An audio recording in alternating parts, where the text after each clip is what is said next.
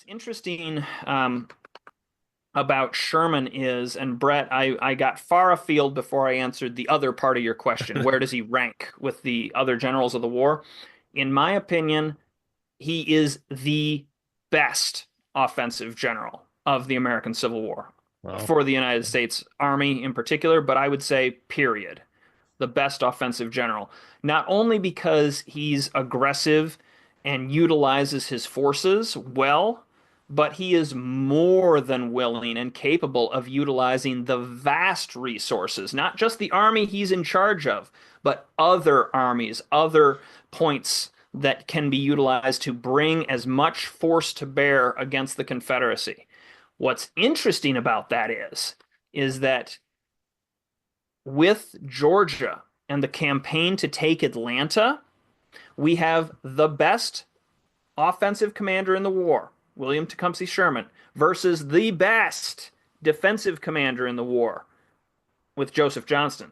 Hmm. And so you have two brilliant army commanders. And of course, in the case of Sherman, he's got an army group, three armies, but they are just going to spar back and forth all the way down Georgia, eventually forcing Johnson into the defensive works of Atlanta itself.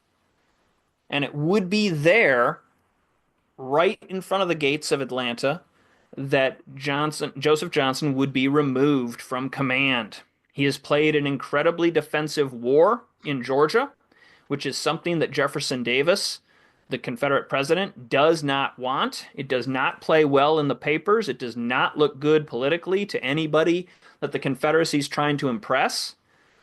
And so he has been also getting advice, if you will, from other forces in the Confederate Army, specifically Braxton Bragg, who's a personal friend and military advisor to Jefferson Davis at this point, and John Bell Hood, one of the subordinate commanders under Johnson.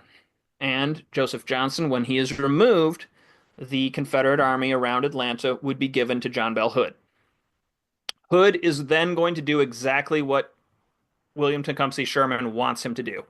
He attacks, and then he attacks again, and then he attacks again. And federal forces are going to, initially, they are put on their back heel a little bit, but they will beat the crap out of that Confederate army and forcing Hood into the same darn position that Johnson was. He's forced to go into the defenses of Atlanta. He is forced to restrict his maneuvering because he has to defend those lines. And so Sherman is able to invest Atlanta. The siege begins. He works his way further and further around Atlanta, eventually cutting its supply lines to the point where Hood has no choice, but he has to break out. And that's what he does. Atlanta is abandoned. Federal forces enter on September 1st, 1864. It is one of the massive blows against the Confederate government, one of the nails in the coffin that will help spur Abraham Lincoln to an overwhelming victory at the polls in November of 1864, securing the idea that this war would continue until a successful federal conclusion.